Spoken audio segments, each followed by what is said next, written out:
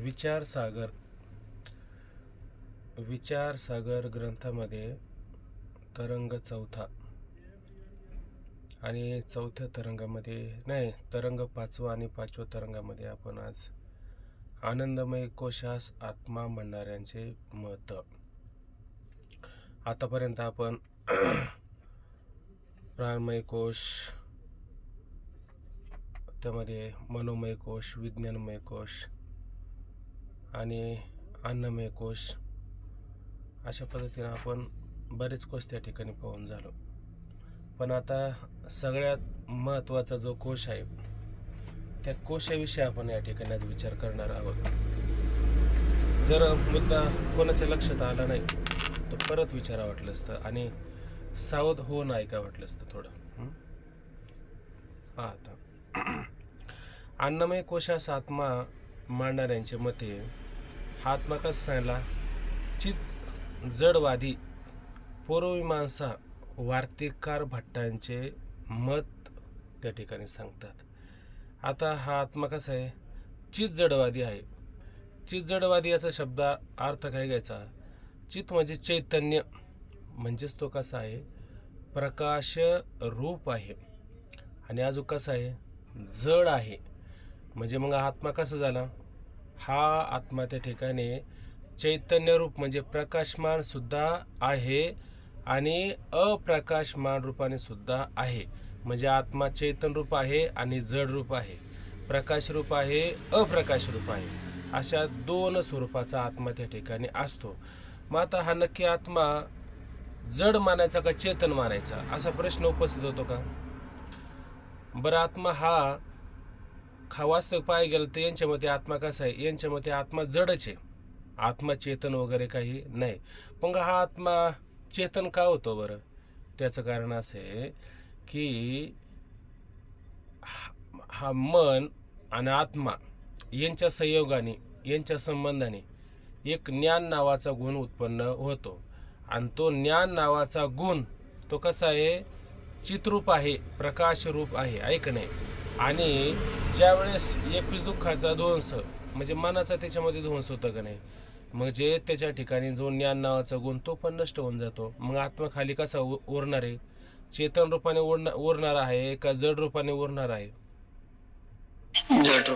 आत्मा जड रूपाने उरणार आहे, कारण ज्ञान नावाचा गुण मन आणि आत्मा यांच्या संयोगातून उत्पन्न झाला ना, म्हणून तो कसा झाला होता, चेतन रूप झाला होता. वास्तविक आत्मा कसा आहे, वास्तविक आत्मा जड रूप आहे.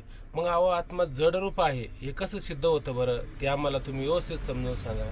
तर ते म्हणतात, मी जड होऊन पडलो होतो, ऐक नाही, आणि सुखाने झोपलो होतो, अज्ञान असतं, मला काही कळत नाही, याच्यामध्ये मी जड होऊन पडलो होतो, ऐक नाही, जड होऊन पडलो होतो. म्हणजे हे आत्म्याचं काय खरं स्वरूप आहे. आणि त्याला जो अनुभव येतो सुषुप्तीतला तो अज्ञात वस्तूचा असतो, ज्ञात वस्तूचा असतो. मी सुखाने झोपलो होतो, अनुभव येतो, तो अनुभव त्याच्या मग काहीतरी कारण आपल्याला मानावं लागतं की नाही, की सुखाने झोपलो होतो म्हणजे सुखाने झोपलो होतो हे कसं झालं, चित स्वरूप झालं सुख, ऐक नाही. आणि जड होऊन पडलो होतो, जड होऊन त्या ठिकाणी पडलो होतो, पण मी सुखाने झोपलो होतो असं ज्या अर्थी तो त्या ठिकाणी म्हणत असतो, त्या अर्थी आत्म्याचा कोणता गुण आला, आत्म्याच्या ठिकाणी मनाच्या संयोगातून ज्ञान नावाचा त्या ठिकाणी काही गुण उत्पन्न झाला असतो. चला आता खालचं पाहू आपण, म्हणजे तुमच्या लक्षात येईल थोडं. लक्षात आता मुद्दा सरळदारा थोडं लक्षात आलंच असेल ना, जरा आता वेगळं आपण त्या ठिकाणी पाहू. आता हे कशा पद्धतीचं अज्ञान आहे आणि त्या अज्ञानालाच हे लोक काय करतात,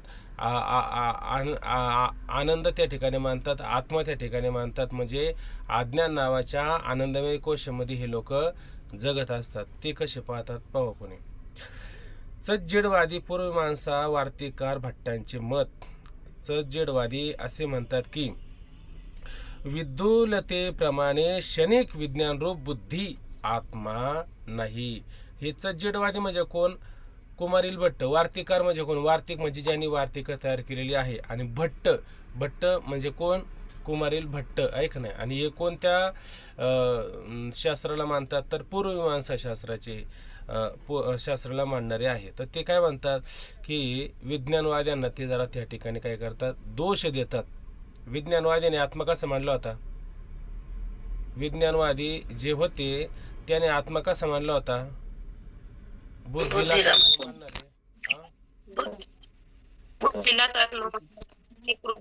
आत्मा मानला त्यांनी.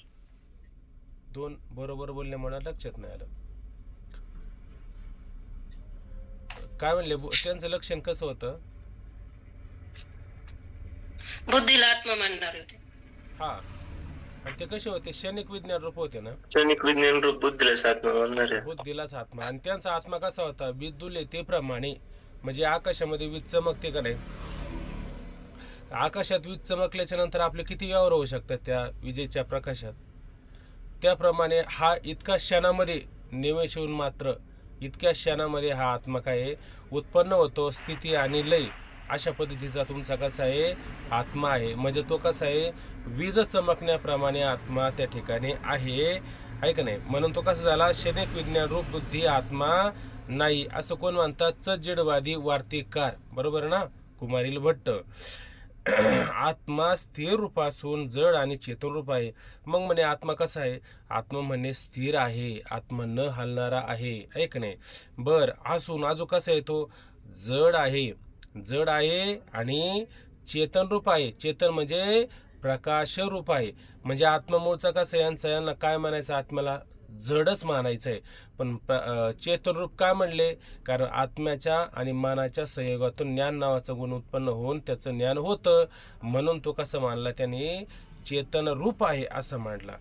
बघा कारण देऊन सांगतात, कारण सुषुप्तीहून जागृत झालेला पुरुष, बघा सुषुप्तीमध्ये म्हणजे सुषुप्ती त्याने त्या ठिकाणी भोगलेली आहे, सुषुप्ती अवस्थेमध्ये त्या ठिकाणी होता. मग सुषुप्ती भोगून झाल्याच्या नंतर जागृत झालेला पुरुष असे म्हणतो की, काय म्हणतो, मी जड होऊन निजलो होतो, मी झोपलो होतो पण मला काही कळत नाही. अगदी मी कसा पडलो होतो, एखादा मनुष्य कसा जड होऊन पडतं, हालचाल सुद्धा होत नाही त्याची, इकडचा तिकडं सुद्धा होत नाही, किती काळ झाला काही कळत नाही. म्हणजे तो कसा पडला होता, जड होऊन त्या ठिकाणी पडलेला होता.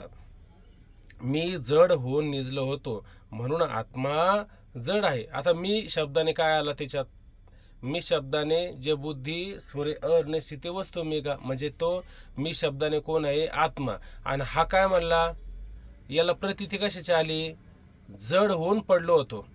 म्हणजे आत्मा कसा होता त्या टायमाला, जड होता ना, आहे का नाही. म्हणजे आत्म्याचं कोणतं स्वरूप प्रतीतीला आलं, थोडक्यात अनुभवाला आलं, जड अशा पद्धतीचं आत्म्याचं स्वरूप प्रतीतीला आलं. का आलं, मी जड होऊन पडलो होतं, यामुळे आत्मा कसा आहे, जड आहे, ऐक नाही. बरं नुसतं मी जड होऊन पडलो होतं का, मी सुखाने झोपलो होतो हे पण म्हणायला पाहिजे. अहो सुखाने झोपलो होतो हे पण, अशी सुद्धा त्याला प्रतीती येतेच ना, येतेच ही प्रतीती. म्हणून आत्मा जडरूप आहे. ही जी जागृती कुठे गेलं ते, हा, मी जड होऊन निजलो होतो म्हणून आत्मा जडरूप आहे. ही जी जागृती स्मृती होते ती अज्ञात विषयाची होत नाही. आता ही काहीतरी विषय भोगलेला आहे का नाही, त्याचा अनुभव त्याला आलेला आहे का नाही, का अनुभव नसताना तो असं म्हणलेला आहे, बरं त्याला काहीतरी अनुभव त्या ठिकाणी आलाय का नाही, मग त्याला स्मृती होते, ती कोणती तरी अनुभवाची ज्ञात वस्तूची होत असते. अज्ञात वस्तूची त्याला स्मृती होते का, अज्ञात वस्तूची होऊ शकत नाही ना. एखादा विषय कधी माहितीच नाही आणि तो विषय तो कसं काय प्रगट करेन, बरं तो विषय प्रगट करणार नाही. ज्या अर्थी तो विषय प्रगट करत आहे ती वस्तू ज्ञातच असली पाहिजे, अज्ञात वस्तूचा तो स्मृती त्याला मात्र होऊ शकत नाही. असा पद्धतीचा काय असतो, आपल्याला अनुभव असतो आणि त्या अनुभवाचा आपल्याला अपलाप मात्र करता येत नाही. बघा तर ती अज्ञात विषयाची होत नाही. स्मृतीमध्ये तर आत्म्याहून भिन्न दुसरे ज्ञानाचे साधन नाही. बघा आता स्मृतीमध्ये बरं का, जे आपल्याला स्मृती होते, आठवण होते, तर त्यामध्ये आत्मज्ञानाहून भिन्न दुसरे ज्ञानाचे साधन आहे का, हा, सुषुप्तीमध्ये तुम्ही काय पाहिलं त्या ठिकाणी? नद्या, पर्वत, डोंगर, काही सगळं असं काही पाहिलं का? काही पाहिलंच नाही का? तिथं फक्त एक आत्माच होता विषय. आत्म्याहून दुसरं काय होतं का तुम्हाला?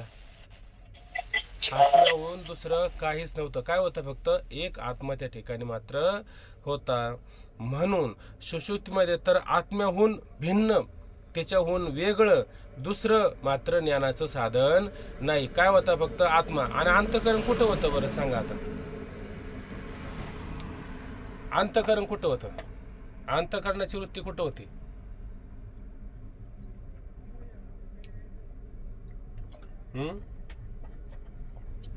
ती स्थिर होती. अंतःकरणाची वृत्ती कुठे गेली?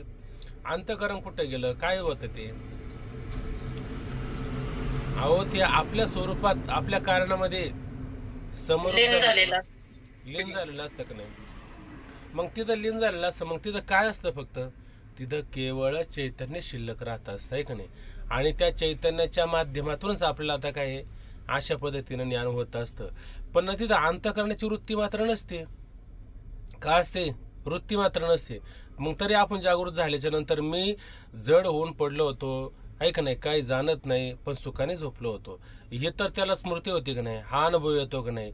आणि मग अशा पद्धतीनं ज्ञानाचं दुसरं साधन आहे का? मग कोणतं साधन आहे? त्या ठिकाणी आत्मा, आहे का नाही? आपल्याला त्या ठिकाणी मानावं लागेल. ते साधन मात्र त्या ठिकाणी होतं. वास्तविक पाहिलं तर तो साध्य पण आहे आणि तो साधन पण आहे. पण हे त्याला सुषुप्तीत कळालं का सुषुप्तीहून जागृत अवस्थेत आल्यावर कळालं? जागृत अवस्थेत अजागृत अवस्थेत आलं. सुषुप्तीमध्ये मात्र त्याला कळणं शक्य नाहीये. हे त्याच्यातलं गुढ आहे, लक्षात घ्या. शब्द पुढे आला समजा एखादं तुला मला वाटतं याच्यातच येण्याची शक्यता आहे. बघू आता, जिथं येईल तिथं येईल.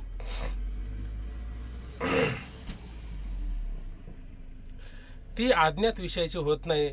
सुषुप्तीमध्ये तर आत्मस्वरूपाहून भिन्न वेगळं दुसरं ज्ञानाचं साधन नाही. म्हणून काय म्हणतो? मी जड होऊन निजलो होतो या स्मृतीचे कारण काय? सुषुप्तीमध्ये जे ज्ञान ते आत्म्याचे स्वरूप आहे. मग सुषुप्तीतलं जे ज्ञान झालं का नाही? ज्ञान म्हणजे आता त्या पंचदशीमध्ये त्याला संविद असं त्या ठिकाणी म्हटलं जातं. आणि ते आत्मस्वरूपाहून भिन्न असतं का? आता हे मानत नाही बिचारे. हे म्हणतात मनाचा आणि आत्म्याच्या संयोगातून ज्ञान नावाचा गुण उत्पन्न होतो. वास्तविक पाहिलं तर ते त्याचं काय असतं? स्वरूपच असतं, आहे का नाही? पण यांना ते मात्र म्हणजे यांना तो शास्त्राचा खऱ्या अर्थाने संस्कार झालेला नसतो. अशा पद्धतीने त्यांना काय असतं? अज्ञानच असतं. आणि त्या अज्ञानालाच खरं हे काय म्हणतात? आता आत्मा जड आहे का चेतन आहे? बघा बरं, वास्तविक पाहिलं तर तो चेतन रूप आहे का नाही? आणि त्याला ते जड म्हणतात. हे अज्ञान नाही का? आणि ह्या अज्ञानालाच हे काय म्हणतात? आत्मा. म्हणजे ह्या अज्ञानाला आत्मा म्हणतात. मग हे कोणत्या कोशात आहे? हे आनंदमय कोशामध्ये गुंतून पडलेले. म्हणजे आता हे शास्त्रकारी इथं गुंतून पडले आणि आपण सामान्य कुठं गुंतून पडलो ते पण आपल्याला पुढं कळणारच असो जा. कारण सुषुप्तीमध्ये जे ज्ञान ते आत्म्याचे स्वरूप आहे. म्हणून आत्मा जडरूप आणि प्रकाश रूप आहे, बरं का? आत्मा जडरूप का म्हणला आणि आत्मा प्रकाश रूप का म्हणलं बरं? आता कोणाला सांगता येईल का? बोला. आपल्याला काय पुढे जायचं नाही? आपल्याला काय कोणी आपल्या मागे धावत नाही का? आपल्याला विचारलं नाही का तुम्ही इथं का थांबले, का उशीर झाला? मी जड म्हणून निजलो होतो म्हणून आत्मा जड आहे. आणि प्रकाश आणि सुखाने झोपलो होतो ही जी जाणीव त्याला येतात त्यामुळे तो प्रकाश रूप आहे. बर, ठीक आहे. अजून कोणाला काही वेगळं सांगता येईल का?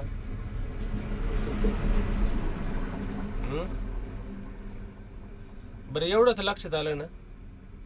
आत्मा जड रूप काय म्हटला आणि आत्मा प्रकाश रूप त्या ठिकाणी काय म्हटला? ठीक आहे ना?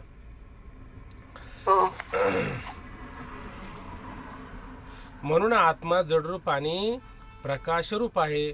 तो प्रकाशरूप आणि अप्रकाशरूप आनंदमय कोश आहे का नाही? आणि तो काय म्हणतात? आत्मा प्रकाशरूप आणि अप्रकाशरूप, आहे का नाही? आता या दोन गोष्टी मानल्या का नाही त्यांनी? वास्तविक पाहिलं तर आत्म्याच्या ठिकाणी जडरूपता अप्रकाशरूपता नसताना सुद्धा त्या ठिकाणी त्यांनी ती मांडलेली आहे.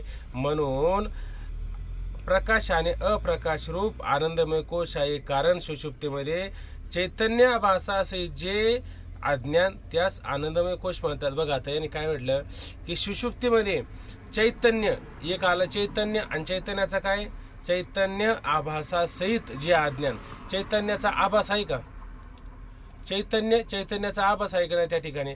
आणि आभासासहित त्याचं काय आहे? अज्ञान. म्हणजे आभासही आहे आणि वरून त्याचं काय आहे? अज्ञान आहे. वास्तविक पाहिलं तर तो चेतन रूप आहे का नाही? मग त्याचा आभास तो सुद्धा कसा आहे? बिंब आणि प्रतिबिंबात काही दोष असतो का? का दोन्ही सारखेच असतात? आहे का नाही? मग त्या आभासासहित काय म्हणतात ते आत्म्याला? जे अज्ञान आहे का नाही, त्यासच आनंदमय कोश म्हणतात. तेथे आभास प्रकाश रूप आणि अज्ञान अप्रकाश रूप. आता तो आभास असतो, तो काय बिंब होऊन वेगळा नसतो. म्हणजे तो आभास कसा झाला? प्रकाश रूप झाला. ऐक नाही, तो प्रकाश रूप झाला म्हणजे ज्ञान नावाचा गुण त्याच्या ठिकाणी उत्पन्न झाला. ऐक नाही, कारण याला आत्मा कसं सांगायचं आहे? प्रकाश रूप सांगायचा का अप्रकाश रूप सांगायचं आहे?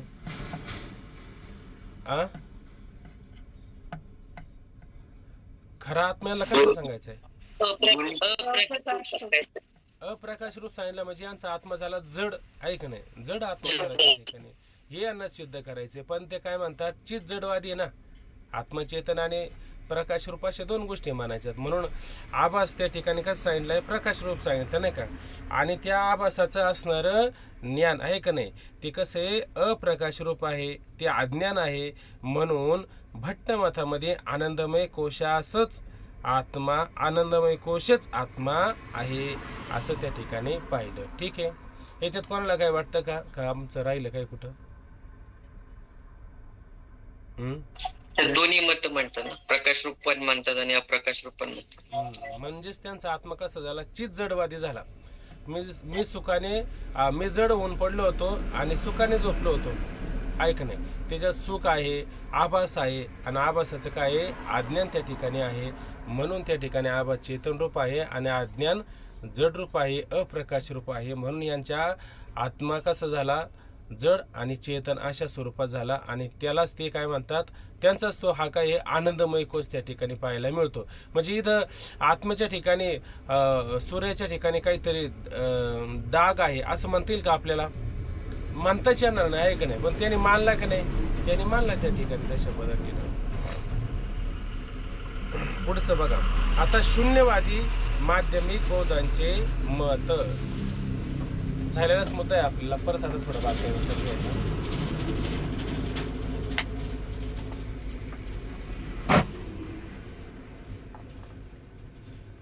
काय म्हणतात बघा आता. एक योगाचार मताचे आहे, त्यांचं काय नाव? आणि माध्यमिक मताचे त्यांचं काय नाव? बघा बरं. योगाचार मताचे ते कोण? बुद्धांचे दोन शिष्यच ना, दोघांचाच विचार करतो आपण ना. नाही लक्षात राहिलं? इथं सरळ सरळ दिले, शून्यवादी माध्यमिक आणि क्षणिक विज्ञान रूप कोण आहे? योगाचार. बरोबर ना? आणि स्वतंत्रिक आणि वैभाषिक यांचा विचार आपण काही जास्त करत नाही. तर त्यांचं काय मत आहे बघा. शून्यवादी असे म्हणतात की आत्मा निरवय असल्यामुळे प्रकाश रूप आणि अप्रकाश रूप म्हणणे बरोबर नाही. आता हा आत्मा कसा आहे त्या ठिकाणी? आत्मा सावयव आहे का आत्मा निरवय आहे? पाहिलं, आत्मा निरअवयव आहे. म्हणजे ज्याला अवयवच नाहीये, ज्याला कोणत्या प्रकारचा आकारच नाही, त्याला तुम्ही काय म्हणता? प्रकाश रूप म्हणता आणि अप्रकाश रूप म्हणता. अहो त्याला आकार नाही, त्याला प्रकाश आणि अप्रकाश कुठून येणार बरं? अहो त्याला प्रकाशही येत नाही आणि त्याला अप्रकाश येत नाही. प्रकाश आणि अप्रकाश कोणाला येऊ शकतात? एखादा अंशवान पदार्थ असेल, एखादा आकारवान पदार्थ असेल, आहे का नाही, तर त्याला तुम्ही प्रकाश रूप आहे, अप्रकाश रूप आहे असं म्हणू शकता. तुम्ही काजवा पाहिला का? काजवाचा पुढचा भाग कसा असतो? प्रकाश रूप असतो का अप्रकाश रूप असतो? आणि मागचा भाग कसा असतो? प्रकाश रूप असतो. म्हणजे त्या काजव्याला उत्पत्ती विनाश असतं का? आणि तो काजवा सावयव आहे का निरवय आहे? सावयव. काजवा कसा आहे त्या ठिकाणी? सावयव रूपाने आहे. मग त्याच्या ठिकाणी प्रकाश आणि अप्रकाश आहे का नाही, किंवा त्याला जडता चेतनता तुम्ही त्या ठिकाणी मात्र म्हणू शकता, आहे का नाही?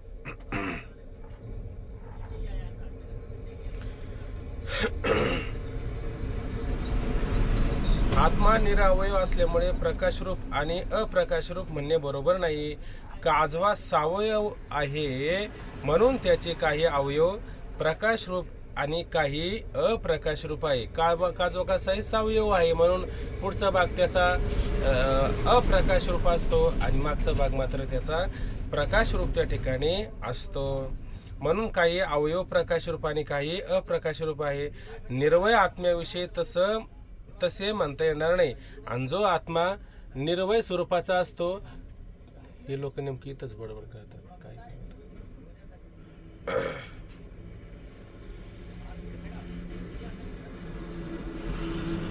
निर्वय आत्म्याविषयी तसे म्हणता येणार नाही. तसे म्हणणे आत्म्यास तसे म्हणणे असल्यास आत्मा अंशवान मानावं लागेल. आणि तुम्हाला जर तसं जर मानायचं जर झालं तर कमीत कमी आत्म्याला कसं मांडलं पाहिजे, त्या आत्म्याला मात्र अंशवान अशा स्वरूपाचं मांडलं पाहिजे. कोणत्या तरी अंशात काहीतरी त्याचा अंश मानला पाहिजे का नाही. पूर्ण निरांश असं मानून चालेल का? मात्र तसं चालणार नाही. काहीतरी अंश अशा आम्ही बा का होईना तुम्ही मानला की नाही त्या ठिकाणी उत्पन्न होऊन त्याचा नाश होतो. अशा पद्धतीने तुम्हाला त्याला मानावं लागेल नाही. अशा स्वरूपाचा त्याला तुम्हाला मात्र मानावा लागेल, आहे का नाही. का मानावं लागेल? प्रकाशरूप आणि अप्रकाशरूप सांगत असताना. तसे म्हणणे असल्यास आत्मा अंशवान मानावा लागेल. आणि अंशवान पदार्थ उत्पत्ती विनाशवान असतात. आणि जे अंशवान असतात, ऐक नाही, ते कसे असतात? त्यांच्या ठिकाणी उत्पत्ती असते, त्यांच्या ठिकाणी मात्र विनाश अशा पद्धतीनं आपल्याला प्रतीतला येत असतो, ऐक नाही. कशामध्ये? जो अंशवान, ज्याला उत्पत्ती अशा पद्धतीनं तुम्ही मानता त्याच्या ठिकाणी, ऐक नाही. आणि ज्याला उत्पत्ती विनाश नाही त्याच्या ठिकाणी प्रकाश अप्रकाश असे दोष येतील का? त्याच्या ठिकाणी मात्र हे दोष येणार नाही. आणि दोष कुठे येतील? कुठंतरी साकाराला येत असेल, अंश रूपाने येत असेल, त्याच्या ठिकाणी असे दोष मात्र मानता येतील. मग आत्मा सावयव आहे का निरवय आहे? तर स्वाभाविकपणे आत्मा निरावयव आहे. मग आत्म्याच्या ठिकाणी प्रकाश आणि अप्रकाश असे दोष येतील का? प्रकाश आणि अप्रकाश असे दोष येणार नाही. दोषच त्याच्या ठिकाणी प्रकाश अप्रकाश येत नाही. आणि त्याच्यावरती तो आत्मा अधिष्ठान होईल का कशाचा? मग तो आत्मा अधिष्ठान होणार नाही. त्याच्यावर काही जगत भासेल का? काय कुठं जगत भासणार नाही. म्हणजे जगत कसं झालं? शून्य झालं. आणि आत्मा कसं झाला? मग आत्माही शून्य झाला, ऐक नाही. जगत शून्य झालं. त्या जगत आद्य स्वरूपाने आहे आणि आत्मा अधिष्ठान रूपाने आहे. म्हणून आत्मा सुद्धा कसा शून्य झाला आणि आत्म्यावर भासणार जगत कसं झालं? शून्य झालं. तिथं तुम्ही काहीतरी जर आत्मा जर अंश रूपाने सावयव रूपाने असता तर मग मात्र आपल्या त्या ठिकाणी त्याचा विचार करता आला असता. तो प्रकाशरूप आणि अप्रकाशरूप अशा पद्धतीने त्याला मात्र मानता आलं असतं. बघा आता, तसा सावयव आत्मा उत्पत्ती विनाशवान मानावा लागेल. आणि मग तसं जर तुम्ही अंशवान आणि असं जर मानला, प्रकाश आणि अप्रकाश रूपाने जर मानला, तर तो कसा होईल? त्याच्या ठिकाणी सुद्धा आत्मा उत्पन्न झाला, आत्मा नष्ट झाला, ऐक नाही, असं मात्र तुम्हाला म्हणता आलं असतं. ते उत्पत्ती विनाशवान असतात.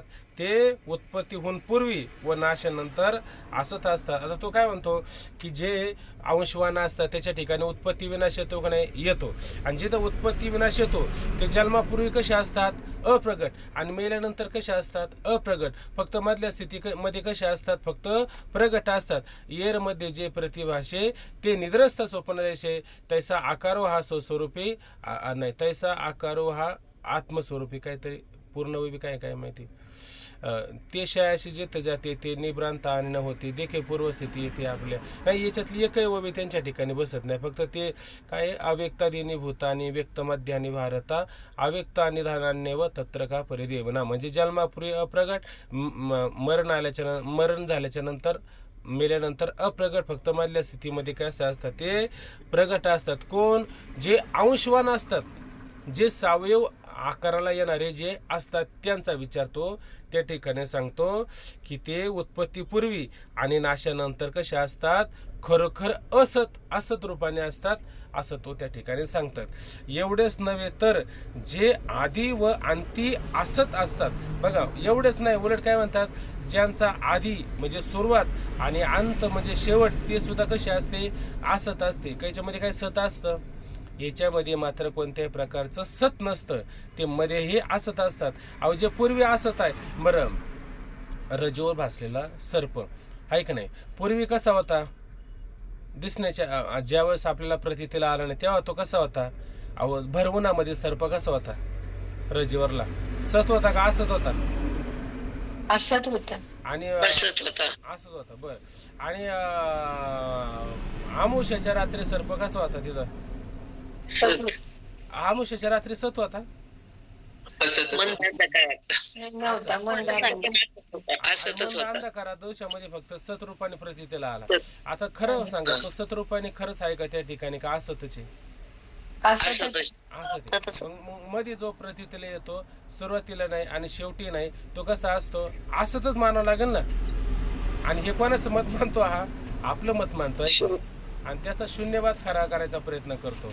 म्हणजे जे सुरुवातीला, म्हणजे जे मरणानंतर नसतं, आहे का नाही, जन्माला आल्याच्या नंतर नसतं आणि मध्ये फक्त प्रतीतीला येत असतं, ते सुद्धा कसं असतं? असतच असतं, असं लक्षात घ्यायचं. मृगजळाप्रमाणे. हा मृगजळ घ्या, स्थानवरला पुरुष घ्या, रजीवर सर्प घ्या, शुक्तीवरती रजत घ्या, असं जे तुम्हाला घेता येईल. आधी नसतं, नंतर नसतं आणि मध्ये फक्त प्रतीतीला येत असतं. ते जसं असत असतं तसे त्या बाकीच्या अवस्थेमध्ये सुद्धा ते असतच असतं. म्हणून म्हटलं एवढे त्याला भ्रम पण म्हणतोय ना आबा आपण. हा, तुम्हाला काय त्याला सहकार्य करता येईल तेवढं करा वाटलं असतं. म्हणजे या शून्यवादीवाल्याला तुम्हाला जेवढं सहकार्य करता येईल तेवढं करा वाटलं असतं. आणि किती सहकार्य केलं आणि काही जर केलं, तो का म्हणे साये देव आहे तैसा आहे, त्याला काही फरक नाही पडत. तो जसा आहे तसा आहेचे, आहे का नाही. फक्त आता यांना त्याला वेगवेगळे नावं ठेवायची आणि त्याचं एक अज्ञान तयार करायचं. आणि त्या कारण आपण कोणत्या शरीराचा विचार करतो? आता आनंदमय कोशात आलो म्हणजे पहा बरं, कारण शरीराचं. कारण शरीराचा विचार करतो ना. कारण काय? सगळ्याला कारण काय सांगा बरं? परंपरा जर पाहिली तर, साखळी पाहिली तर ब्रह्म. हा, आत्मस्वरूपाचं अज्ञान. अज्ञान हेच कारण आहे ना. आणि हे कोणत्या तरी अज्ञानाला आत्मा म्हणू लागले का नाही? मग हे कोणत्या शरीरात आहे? कारण शरीर. कारण शरीर म्हणजे कोणतं? आनंदमय कोशाचं असणारं हे कारण शरीर आहे, असं लक्षात घ्यायचं. आणि ते कुठंतरी एक अज्ञान तयार करतात आणि त्या अज्ञानामध्ये हे लोक काय गुंतून पडतात आणि त्यालाच त्या ठिकाणी आत्मा मानतात, असं लक्षात घ्यायचं. म्हणून आत्मा असद रूपच आहे. म्हणून ह्या सगळ्या गोष्टीवरून आत्मा कसा ठरला? असद रूपाने ठरला. तसेच आत्म्याहून सर्व भिन्न पदार्थ उत्पत्ती विनाश आहेत. मग बघा आता, आत्माही असं ठरला आणि आत्म्याहून सगळे पदार्थ कसे ठरले? उत्पत्ती विनाशवान मात्र ठरले. म्हणून असद रूपच आहे. म्हणून हे सगळे पदार्थ कसे झाले? आता पर्यायनं सतरूप झाले का असतरूप झाले? हे सुद्धा पदार्थ कसे झाले? असतरूप झाले. कारण आत्मा जर असतरूप, तसे हे पदार्थ कसे असतील? हे सुद्धा त्या ठिकाणी असत रूपानेच असतील. म्हणून असतरूपच आहे. या रीतीने आत्मा अनात्मा या सर्व असद्रू काय शब्द आहे? असद वस्तू ना, असद वस्तू घ्या, आहे का नाही, असद वस्तू आहेत. म्हणजे आत्मा आणि आत्म्याहून भिन्न अनात्मा हे जे काय तुम्हाला प्रतीतीला येतं किंवा हे तुम्ही जे काही कल्पना केल्यात, ह्या सुद्धा कशा करा? तुम्ही असद वस्तू आहेत अशाच त्या ठिकाणी करा. म्हणून शून्यच परमतत्व आहे. बघा आता, परमतत्व श्रेष्ठ तत्व असं म्हणतो बरं का. आणि ते कसं मानतो? शून्यच अशा पद्धतीने त्या ठिकाणी मानतो. हे बौद्धातील शून्यवादी माध्यमिकाचे मत आहेत. असून हे बौद्ध मतातील कोणी शून्यवादी, आहे का नाही, माध्यमिक, आहे का नाही, त्यांचं काही अशा पद्धतीचं मत असून ते अज्ञानरूप म्हणजेच कोण? शून्यरूप आनंदमय कोशाचेच प्रतिपादन करतात. म्हणजे शून्यमय, आहे का नाही. शून्य म्हणजे काय? शून्यम शून्य अशा पद्धतीचं त्यांचं असणारं मत आहे. मग एक अर्थाने एक त्यांचं अज्ञान नाही का? एक प्रकारचं त्यांचं ते अज्ञानच आहे. आणि त्या शून्यरूप आनंदमय कोशाचेच प्रतिपादन हे लोक करतात. ठीक आहे. आता शून्यवादी बोलून झाला की त्याचं खंडन कोण करतो असतो? पुढचा, आहे का नाही, विज्ञानवादी त्याचं काय करतो? खंडन करतो. आता ही विज्ञानवादी लागतो का खंडन करायला?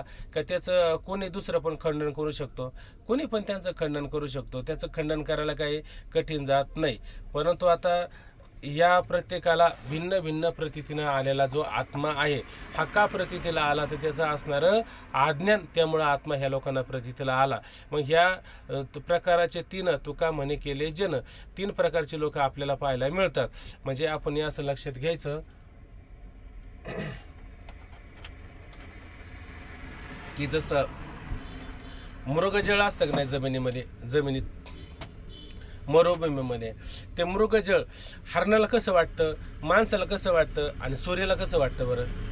हरणाला कसं वाटतं मृगजळ? सत्य वाटतं. सत्य आहे का नाही? कारण मृगजळ दिसे साचपणे असे खोटी याची पिसे उरफुडी आहे का नाही? ते उरफुटसपर्यंत ते जातं, त्याला खरं वाटतं म्हणून जातं का नाही? बरं, आणि मनुष्याला कसं वाटतं मृगजळ? खरं वाटतं का मिथ्या वाटतं? मिथ्या वाटतं. ते वाटतं. आहे का नाही? म्हणजे त्याला मिथ्या वाटतं कमीत कमी आहे का नाही? त्याला वाटतं. आणि सूर्याला कसं वाटत? सूर्याला मृगजळ कसं वाटत? काय वाटणारच नाही, सूर्याच्या ठिकाणी काय विषय. हा, आहे का नाही? त्याचं अस्तित्वच नाही ना. हा, तसं सूर्याच्या ठिकाणी कोण घ्यायचे? संत महात्मे घ्यायचे. हे संत महात्म्याला हे सगळं जगत कसं दिसतं? तुच्छ रूपाने, म्हणजे जे नाहीचे त्याला तुम्ही हा हा म्हणता, म्हणून ते कसं झालं? संतांच्या दृष्टिकोनातून नाहीच झालं, जगत नावाची गोष्ट मात्र झालीच नाही, ऐक नाही. आणि मुमुक्षु कोणीतरी असेल अशा पद्धतीचं असेल, त्यांना मात्र ते प्रतितीला येत असतं, पण ते त्याला मान्य करतात का? ते मान्य करत नाही. आणि जे लोक आज्ञेने असतात, कोणत्याही प्रकारचं शास्त्र संस्कार झालेले नसतात, ते लोक मात्र याला काहीतरी मानतात, ऐक नाही. काय मानतात? आहे आहे असं मानतात. आणि त्याच्या ठिकाणी आसक्त सुद्धा अशी लोक होत असतात. असे 3 प्रकारच्या लोकांचा विचार या ठिकाणी आलेला आहे. परंतु हे त्यांचे मत बरोबर नाही. कोणाचं? असणारे शून्यवादी, माध्यमिक मताचे शून्यवादी, हे त्यांचे मत बरोबर नाही. कारण सर्व लोकांस अज्ञानाची प्रतीती 3 प्रकाराने येते. सर्व लोकांना अज्ञानच बरं का, अज्ञानाची प्रतीती 3 प्रकाराने येत असते. कसे 3 प्रकाराने अज्ञानाची प्रतीती येत असतात त्याचं वर्णन या ठिकाणी ते सांगतात. पाहता, ज्यांना अद्वैत शास्त्राचा संस्कार नाही, ज्यांना अद्वैत, ते ब्रह्म एक आहे, ब्रह्म सत्य, जगन मिथ्या असा अद्वैत शास्त्राचा सिद्धांत आहे, ऐक नाही, अशा प्रकारचा कोणताही त्यांना संस्कार झालेला नाही, त्यास जगतरूप परिणाम पावलेले अज्ञान सत्य असे प्रतीत होते. बघा, हे अज्ञानच आहे का नाही? अविद्येचा काय पाहिला आपण? परिणाम पाहिला. आणि चैतन्याचा काय असतो बरं? विवर्त असतो, आहे का नाही? मग अज्ञानच हे जगत रूपाने प्रतीतीला आले का नाही? किंवा अज्ञानच परिणाम पावलेले का नाही? अज्ञानच अशा पद्धतीनं काय होतं? हे परिणाम त्या ठिकाणी पावत असतं. आणि ज्याच्या ठिकाणी अज्ञान नाही, त्याला ही जन्म मरणाची परंपरा आहे का? हे जगत त्याला प्रतीतीला येईल का? अहो, तो द्यायलाच येणार नाही. तर जगताला काही दिसायचं काम आहे का? जगताला दिसायचं काम शिल्लक राहत नाही.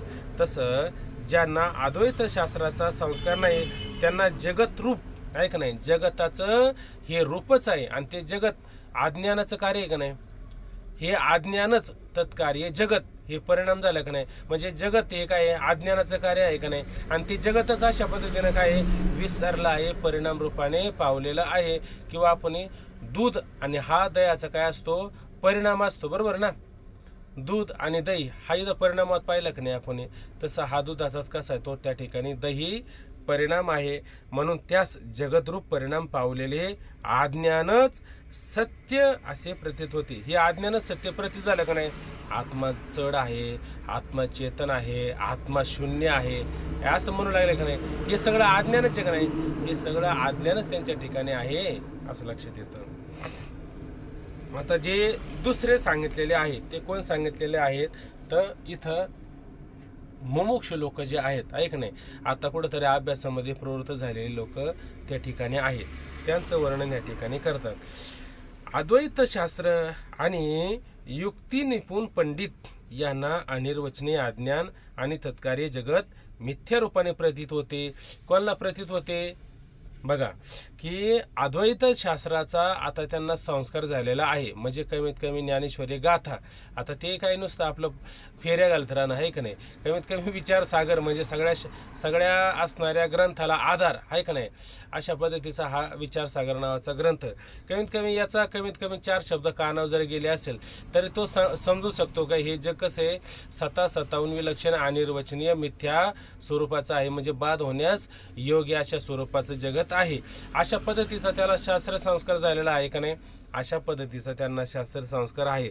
आणि युक्ती निपुण म्हणजे निष्णांत परिपूर्ण, म्हणजे त्या पद्धतीचे त्यांना युक्त्या सुद्धा करता येतात. हे जगत कसं मिथ्या आहे कोणी जर त्यांना विचारलं तर ते लगेच प्रक्रिया सांगा सुरुवात करताय की नाही. म्हणजे असे युक्त झालेले का नाही त्या ठिकाणी युक्तिपूर्वक आहे का नाही उपक्रम उपसाराचं एक वाच्यता करून वेदांत वाक्याचा तात्पर्य निश्चय काय नक्की जगत सत्य सांगण्यात आहे का जगत मिथ्या सांगण्यात आहे बरं. जग मिथ्या. अशा पद्धतीच्या युक्त्या करून त्याच्यामध्ये काय ते निष्णांत झालेले आहे, परिपूर्ण झालेले आहे, निपुण झालेले मात्र त्या ठिकाणी आहेत. आणि ते पंडित नाही का, मग त्याला पंडित म्हणायला काय हरकत आहे का? काय हेच खरे पंडित आहे? अहो हेच खरे पंडित आहे. म्हणे गळ्यात जानवं वगैरे काय नाही, आणि जानवं असलं म्हणजे पंडित होतं असं कोणी सांगितलं का तुम्हाला? असं मात्र काही नाही आहे का नाही. तो विचाराने पुढं होत असतो. म्हणून ज्यांना अद्वैत शास्त्राचा संस्कार नाही ते झालं अद्वैत शास्त्र आणि युक्ती निपुण पंडित यांना अनिर्वचनीय आहे का नाही कथन करणे आणि कथन करता येत नाही. अशा पद्धतीने हे जगत कसे अनिर्वचनीय अज्ञान आहे का नाही, हे सगळं कसे अज्ञान आहे. आणि अज्ञानाचं कार्य म्हणजे त्या अज्ञानाचं कार्य म्हणजे तत्कार्य जगत मिथ्या रूपाने प्रतीतीला येतं, प्रतीत होतं. अनुभव येतं का नाही जगताचा, पण सत्य म्हणून येतो का मिथ्या म्हणून येतो? जगत प्रतीतीला येतं त्यांना मिथ्या म्हणून येतो. मिथ्या म्हणून येतं का बरं? मिथ्या म्हणून प्रतीतीला येतं कारण त्यांनी अद्वैत शास्त्राचा अभ्यास केलेला असतो. जगत तो झाला ते झालं शब्दज्ञान, ते झालं शब्दज्ञान. मग परोक्ष अपरोक्ष कोणतं आहे बुवा? दृढ अपरोक्ष. अहो असं होतं की जगत त्यांना प्रतीतीला येतं, पण ते जगत किती प्रतीतीला आलं. रजेवर सर्प प्रतीतीला येतो का नाही त्यांना? रजेवर सर्प प्रतीतीला आला. मग रजेवर सर्प प्रतीतीला आला तर ते त्या सर्पाच्या जवळ जातात का लांबच थांबतात? काय करतात? का सर्प उचलून कधी कधी बाजूला फेकून देतात? उचलून बाजूला फेकून. काय त्यांना भीतीच नाही ना त्याचं, कारण त्यांना माहिती सर्प नाहीचे आहे काय रजीचे ना त्या ठिकाणी आहे का नाही. पण प्रतीतीला आलं का नाही? मग आपले जाधव बाबा नेहमी सांगत असतात की ज्ञानाला सुद्धा मिरच्याच्या बाजारात ठसका येतो का नाही? येतोच आहे, कारण ज्ञानी जरी झाला म्हणजे त्याचे काही व्यवहार बंद पडतात का? अशा पद्धतीनं ज्ञानाला सुद्धा हे व्यवहार असतातच त्या ठिकाणी. अशा पद्धतीने प्रतीला आलं पण ते ब्रह्म आहे याची जाणीव नाही झाली. नाही ब्रह्म आहे ना, ते ब्रह्मचे त्यांना अवशास्त्र संस्कार झालेले आणि युक्त निपुण आहे ना ते, आणि निष्णांत झालेले आहे ना, त्यांना ते कळतंय. पण त्यांना प्रतीती अजून येते ना, जगताची प्रतीती येते का नाही, सर्पाची प्रतीती येते का नाही त्यांना? त्यांना येते प्रतीती. आणि सूर्याला प्रतीती येते का? मृगजळाची. म्हणजे आता सूर्याला काही व्यवहार करायचं राहिलं का? काही मुक्त होण्यासाठी काही आता 8 तास प्रयत्न राहिले का? काहीच राहिलं नाही आहे का नाही. तो मुक्तच आहे. तशा पद्धतीनं मुक्त पुरुष म्हणजे कोण? जीवनमुक्त पुरुष. त्यांना आता काही प्रतीती येत नाही, उलट जन नव्हे अवघा जनार्दन आहे का नाही. उलट त्यांना जन दिसतच नाही. काय दिसतो? अवघा जनार्दन दिसतो. आणि याला जन दिसलं पण हा म्हणतो जनार्दन आहे, जनार्दन आहे. ते म्हणायला सुद्धा शिल्लक राहिलेले नसतात. कोण? मुक्त असणारे पुरुष. आता तिसरे पा जीवनमुक्त विद्वानास कार्यासहित अज्ञान आलिक म्हणजे तुच्छ रूपाने प्रतीत होते. आता तिसरे जे आहे का नाही ते कोण आहे? जीवनमुक्त. जीवनमुक्त म्हणजे काय? जीवन म्हणजे त्यांचे श्वास चालू आहे, श्वास बंद आहे का त्यांचे? नाही. श्वास चालू जरी असले तरी आता ते श्वासाला महत्व देतात का? ते श्वासाला सुद्धा महत्व देत नाही आहे का नाही. आणि व्यवहाराला महत्व देतात का? कोणाला महत्व देतात का? ते कशालाही महत्व देत नाही. आता ते एकाच गोष्टीला फक्त महत्व देतात दादांच्या भाषेमध्ये. तो फक्त असणारा श्यामसुंदर, सगळ्यांचा प्राण, सगळ्यांचं जीवन असणारा परमात्मा आहे का नाही, तो आत्मरूपाने प्रतीतीला आलेला आहे. आता फक्त त्याच्याशी ते काय झालेले? एकरूप झालेले. म्हणजे आता महत्व कोणाला? एकालाच. आता अनेकांना मात्र महत्व राहिलेलं नाही. अशा पद्धतीची ज्यांची अवस्था झाली ते कोण आहे? जीवनमुक्त विद्वानास कार्यासहित ऐक नाही. कार्यासहित, कार्य म्हणजे काय आणि सहित म्हणजे काय बरं? सांगा बरं.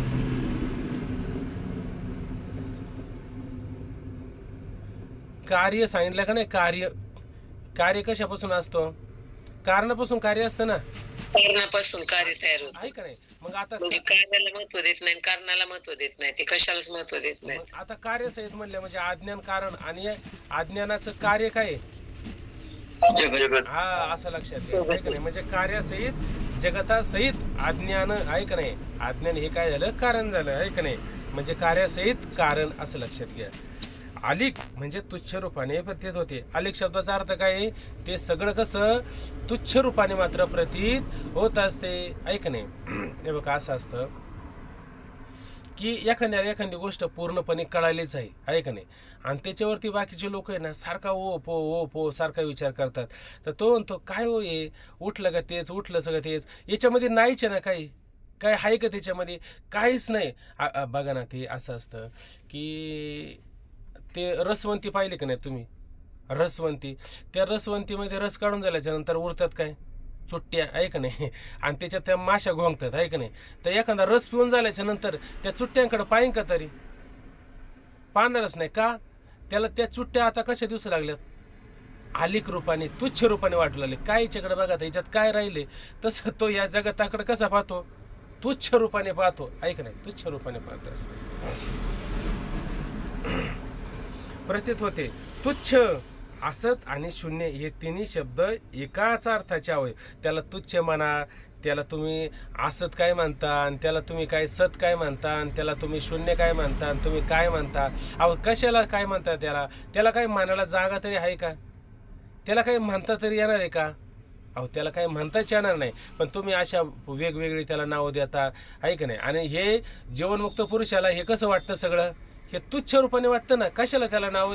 अहो त्या चुट्ट्यानं माशा घोंगातात का नाही, काय माहिती त्यांना घोंगायला परवडतं का नाही. आता नेहमी सांगतात ते का घोंगातात काय कळालं नाही, त्यांना कसं परवडतं आहे का नाही. तसं हे सगळं कसं आहे, तुच्छ रूपाने तुम्ही शून्य मानता, असत मानता, जड मानता, चेतन मानता, अमुक मानता, तमुक मानता. याच्या दृष्टिकोनातून कसं आहे, हे सगळं तुच्छ रूपाने आहे. तुच्छ, असत आणि शून्य हे तिन्ही शब्द एकच अर्थाचे आहे. तुम्ही कसं जरी म्हणलं तर शेवटी कुठं आहे, तुम्ही तिथंच आहे असं लक्षात घ्या. अर्थाचे वाचक आहे. अशा रीतीने जीवनमुक्त पुरुष ज्यास तुच्छ समजतो. बघा अशा रीतीने जीवनमुक्त पुरुष ज्यास तुच्छ समजतो त्या अज्ञानासच आनंदमय कोश म्हणतात. आणि हे लोक काय करतात, ते असंच आनंदमय कोश म्हणतात. कुठं, ते अज्ञान आहे का नाही. आणि अज्ञान तत्कार्य जगत ते शून्य आहे, असत आहे, जड आहे, चेतन आहे, अमुक आहे, तमुक आहे. आणि त्यालाच हे काय म्हणतात, हे सगळे लोक आनंदमय कोश अशा पद्धतीनं म्हणत असतात. आणि त्याच्यामध्येच ते काय करतात, रमत असतात. अशी एक गोष्ट ऐकली का की ते बुद्ध होते ना, बुद्ध, आणि बोध प्राप्त करून घेण्याकरता, स्वरूपाला मिळवण्याकरता आणि बोधी गया वृक्षाखाली बसले आणि 12 वर्षे त्यांनी तपश्चर्या, अनुष्ठान, साधना त्या ठिकाणी केली. आणि 12 वर्षांनी त्यांना आहे ना ती समाधी लागली. काय लागली त्यांना, समाधी लागली. आता समाधी लागल्याच्या नंतर तिथं काय होतं बरं, तिथं म्हणजे समाधी पाहत असताना एक त्रिपुटी सहित समाधी आणि एक त्रिपुटी रहित समाधी अशी समाधी पाहिली की नाही. त्रिपुटीमध्ये ध्याता, ध्यान आणि ध्येय असताना त्रिपुटी रहित समाधीमध्ये ध्याता, ध्यान आणि ध्येय राहतं का, राहत नाही. म्हणजे मग काय होतं, सगळं शून्य होऊन जातं का नाही. म्हणजे त्रिपुटी संपली, मग उरलेलं काय तत्व असतं, तर उरलेलं तत्व आपलं स्वरूपच असतं का नाही. तेव्हा त्याला त्याचा अनुभव आला. आणि अनुभव आल्याच्या नंतर तुम्हाला इथं तुम्हाला काहीच प्रतीतीला आलं नाही. आता ते अविद्या वृत्तीने त्याला काहीच प्रतीतीला आणि नव्हतंच ना काही त्या ठिकाणी. आणि जो परमतत्व होतं ते सावय होतं का निरावय होतं, निरावय अशा स्वरूपाचं होतं का नाही. म्हणून तो काय म्हणला, आता मला हे सगळं शून्य शून्य शून्य अशा पद्धतीनं प्रतीतीला येत आहे का नाही. मग आता जे शून्य असतं ते शून्य कधी कोणाला समाधान देईन का, समाधान मात्र त्याचं होईन. मग कोणीतरी म्हणे एक सनातन साधू अशा पद्धतीनं तिथं जाताना त्याची आणि त्यांची गाठ पडली. आणि बुद्धांनी त्यांना विचारलं की मला अजून समाधान मात्र नाही, मला समाधानाची काही अजून इच्छा आहे का नाही. तेव्हा त्या साधू पुरुषांनी सांगितलं की तुम्हाला इच्छा आहे का नाही, ती इच्छाच अजून तुमच्या समाधानाला काय करते, प्रतिबंध करते. म्हणून ती इच्छा सुद्धा करू नका. तुम्ही काय करू नका, इच्छा सुद्धा करू नका. अशी इच्छा जर केली नाही तर तुम्ही समाधानाला प्राप्त होईल का नाही. कारण आता प्रत्येकाला असं वाटतं मला समाधान प्राप्त व्हावं, मग बसले समाधीला, बसले ध्यानाला आहे का नाही. आता ह्या ध्यानामध्ये तो कधी ध्यान करून येणार आहे, काय येईल तुम्हाला? अहो ध्यान करावं ही सुद्धा इच्छा आहे का नाही? ही इच्छा सुद्धा ज्यावेळेस संपून जाते का नाही, तेव्हाच तो खऱ्या समाधानाला, खऱ्या सुखाला त्या ठिकाणी प्राप्त मात्र होऊ शकतो, आहे का नाही? आणि आतापर्यंत ते लोक काय करतात, ते ध्यानच करतील, ते अमुकच करतील, ते तमुकच करतील. पण बघा आता आपण नेहमी पाहतो की घरामध्ये अंधार झाल्याच्या नंतर किती धावपळ केली म्हणजे अंधार दूर होईल, त्याला एकच पर्याय, काय पर्याय? दिवा लावणं, आहे का नाही? तसं ह्या सगळ्या गोष्टीला काय करायचं? तुच्छ मानायचं. हे नाही ते नाही ते नाही, आहे का नाही? मग उरला उरे विठ्ठल, हे फक्त काय करायचं? जाणायचं त्या ठिकाणी असतं. त्याला पाहता येईल का आपल्याला? त्याला मात्र पाहता येणार नाही. अशा स्वरूपाचा तो कोण आहे? सच्चिदानंद स्वरूप आत्मा आहे. जाऊ द्या, असू द्या. त्या अज्ञानासच आनंदमय कोश म्हणतात. त्यासच हे मोहित शून्यवादी, आणि त्याच्यातच हे झाले कोण?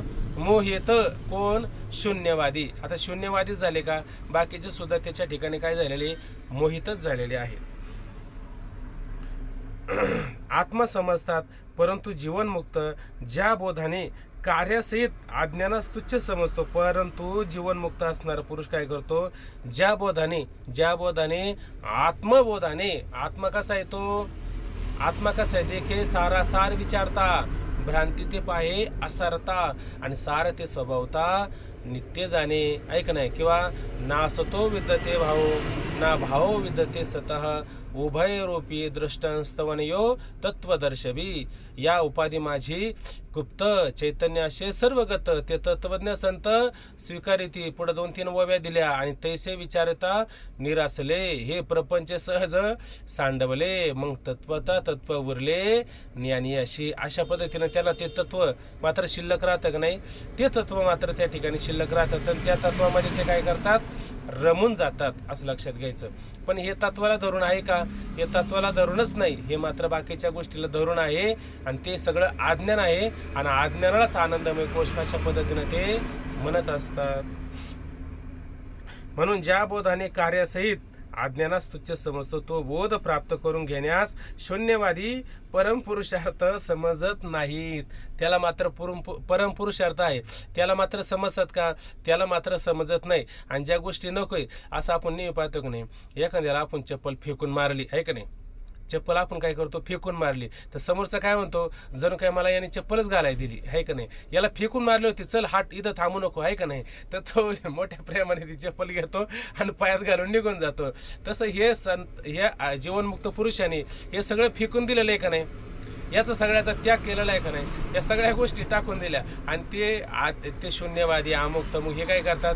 त्याच गोष्टीला घेऊन आत्मा मानू लागले. अशा पद्धतीचं ते अज्ञान रूपी आनंदमय कोशामध्येच कुठंतरी रममान झालेले आहे, खऱ्या आत्म्यामध्ये मात्र रममान झालेले नाहीत. पुढं बघा आता, प्रभाकर व नाईक यांचे मत, आहे का नाही? आता प्रभाकर आणि नाईक हे 2 त्या ठिकाणी आपल्याला पाहायला मिळतात. पण हे काय? हे सुद्धा कुमारिल भट्टांचेच काय शिष्य आहे, आणि यांची दोघांची मतं कशी आहे? भिन्न भिन्न आहे. आता मतं भिन्न भिन्न, प्रक्रिया भिन्न भिन्न, पण सिद्धांत एकच असतो. त्यावेळेस त्यांना काय नाव येतं? एकदेशी एकदेशी मत असं होतं आपण, नाही का? एकदेशी मत म्हणजे त्यांचं मत कुठं असतं? एका देशात येतं, आहे का नाही?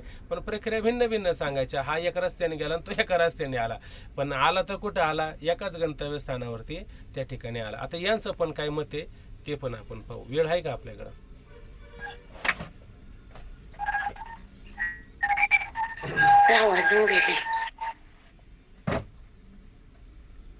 बघा मग पुढचं घ्यायचं का काय तुमच्या मनावर, का थांबायचं? एवढं जास्त होईल, ठरवा लवकर.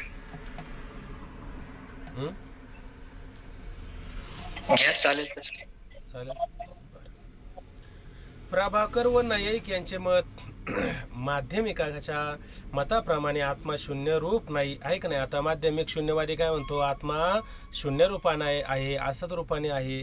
आत्मा असद रूप आहे, जगत असद रूप आहे, सगळं असद रूप आहे, म्हणजे शून्य रूप आहे. तर हे म्हणतात कोण? प्रभाकर, आहे का नाही? आणि नैयायिक असे यांच्या मताप्रमाणे, माध्यमिकाच्या मताप्रमाणे आत्मा शून्यरूप नाही. शून्यरूप आत्मा मांडणाऱ्यास असे विचारावे की तुम्ही काय म्हणता? आत्मा शून्यरूप आहे. मग तुम्हाला आत्मा शून्यरूप आहे याचा अनुभव आला का? हो, अनुभव आला तुम्हाला. वा, तुम्हाला जर अनुभव आला तर मग आमच्या काही प्रश्नाचं उत्तर देता का? म्हणले देतो, तुम्ही सांगा. मग म्हणले काय? तर म्हणले बघा, शून्यरूप आत्मा मांडणाऱ्यास असे विचारावे की शून्यरूप आत्म्याचा तुला अनुभव आहे का नाही. तुला शून्यरूप आत्म्याचा अनुभव आहे. अनुभव आला तरच तू प्रतीतीला आला तरच सांगू शकतो की नाही. अनुभव आला तरच सांगू शकतो की नाही. आणि अनुभव जर आलाच नाही, तू त्याचं वर्णन करशील का? तू त्याचं वर्णन करणार नाही. आणि ज्या अर्थी तुला आत्मा अनुभवाला आला आणि ज्या अर्थी तुला आत्मा अनुभवाला आला नाही, तर किती विरोध येतो ते वर्णन करून सांगतात. त्याला असं विचारावं की शून्यरूप आत्म्याचा तुला अनुभव आहे की नाही. अनुभव नाही म्हणेल तर ज्याचा अनुभव नाही ते शून्यच नाही अशी सिद्ध होईल, आहे का नाही.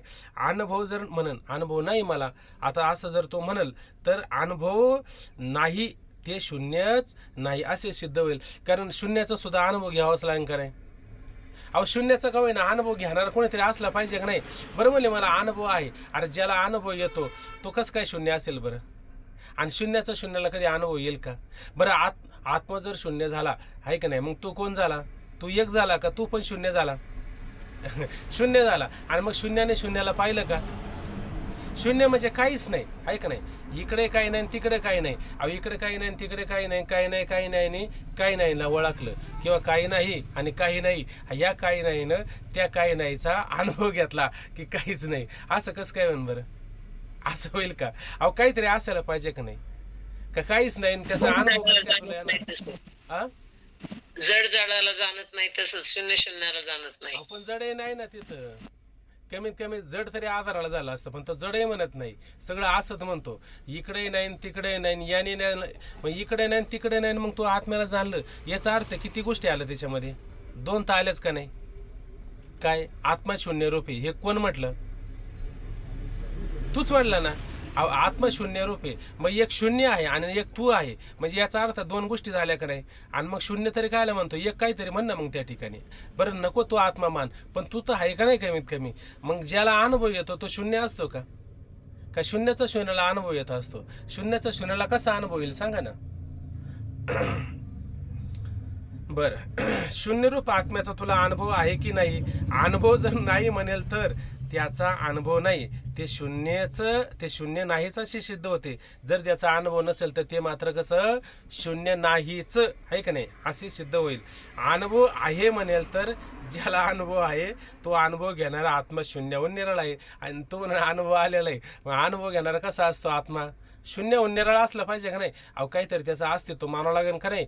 अस्तित्व म्हणजे आस्ती नाही, भाती नाही, प्रिय नाही, सत नाही, चित नाही, आनंद नाही. मग तुला हे सगळं कसं काय प्रतीला आलं?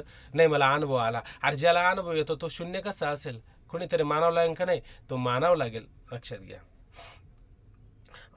बरं, अनुभव आहे असे म्हणेल तर ज्याला अनुभव आहे तोच अनुभव घेणारा आत्मा शून्याहून मात्र निराळा आहे असे आपोआपच सिद्ध होते. काही वेगळं करावं लागतं. यांचं खंडन करायला जास्त कठीण नाही बरं का. माऊलींचा ओव्यांमध्ये नाही का की ते म्हणले वार्तेकारांचं आम्हाला खंडन करायला काय, कोणी पण ते त्या ठिकाणी काही सहज अशा पद्धतीचं खंडन करून टाकत असतो. म्हणून हे आपोआप सिद्ध होते. या रीतीने शून्याहून विलक्षण निराळा आत्मा आहे. मग काय होतं या रीतीनं या प्रकरणी जर विचार केला तर शून्याहून आत्मा कसा आहे?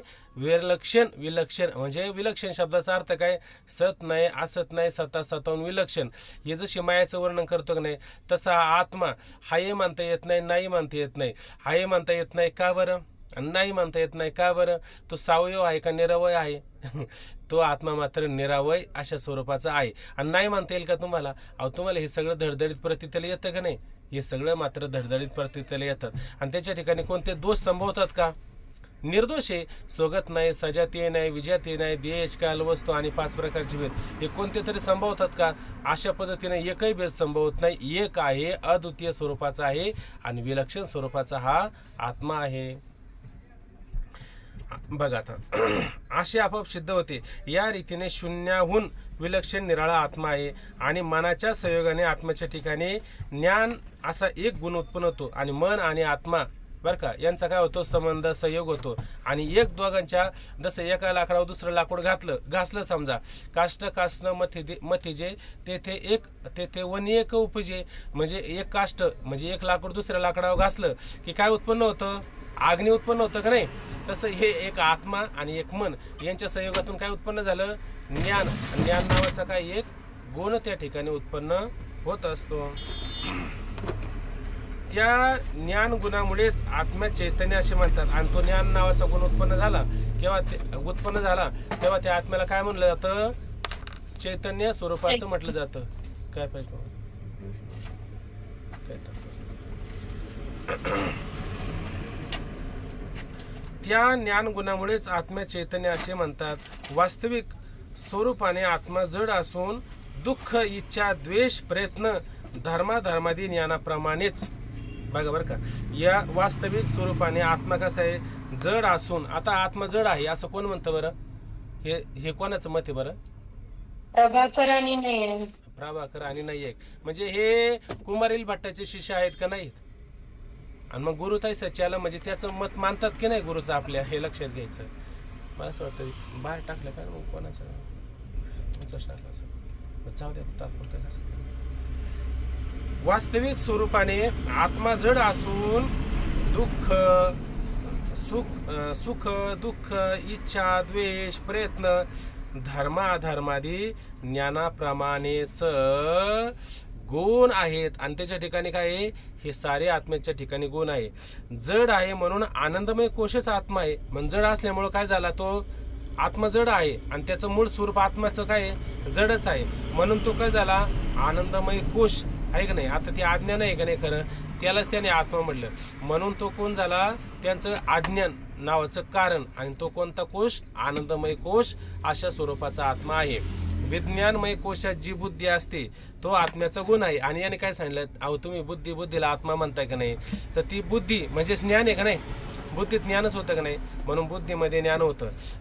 तो कोणता गुण आहे आत्म्याचा, ज्ञान नावाचा गुण आहे. कोणता, बुद्धी आहे का नाही.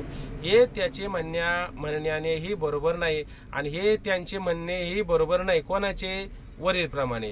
कारण आनंदमय कोशात चैतन्य गूढ आहे. कारण आनंदमय कोश म्हणता का नाही, त्याच्यामध्ये चैतन्य कसं आहे, गूढ आहे. आता इथं थांबून घेऊ वाटलं तर बराच वेळ होता आला.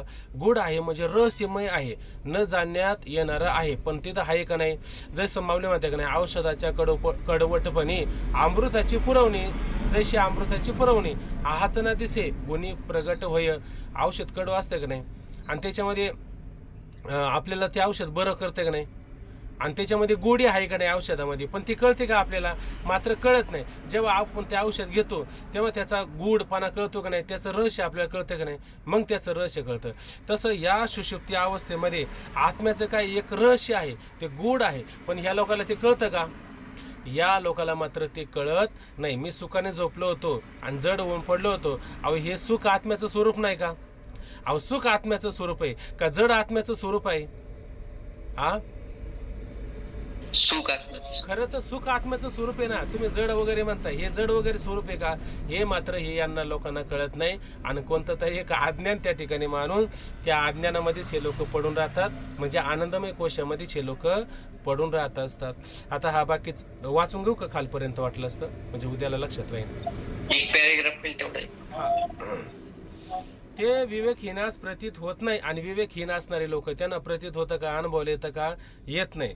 प्रभाकर आणि नैयायिक सुषुप्तीत आत्म्यास ज्ञानशून्य जण मानतात. म्हणून हे काय करतात, ज्ञानशून्य जण मानतात. म्हणून गूढ चैतन्यवान आनंदमय कोशाच्या ठिकाणी त्यांनाही आत्मभ्रांती आहे. स्वरूप ज्ञानास अनित्य मानतात. ते अनित्य ज्ञान सिद्धांत मतात अंतकरणाची वृत्ती आहे. ज्ञानाहून भिन्न घटादी जड वस्तू अनित्य आहे.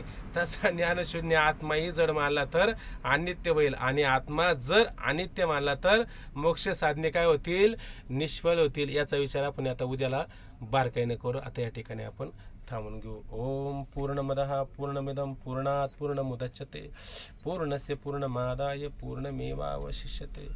हरि ओम. शांती शांती शांती. रामकृष्ण हरी. रामकृष्ण.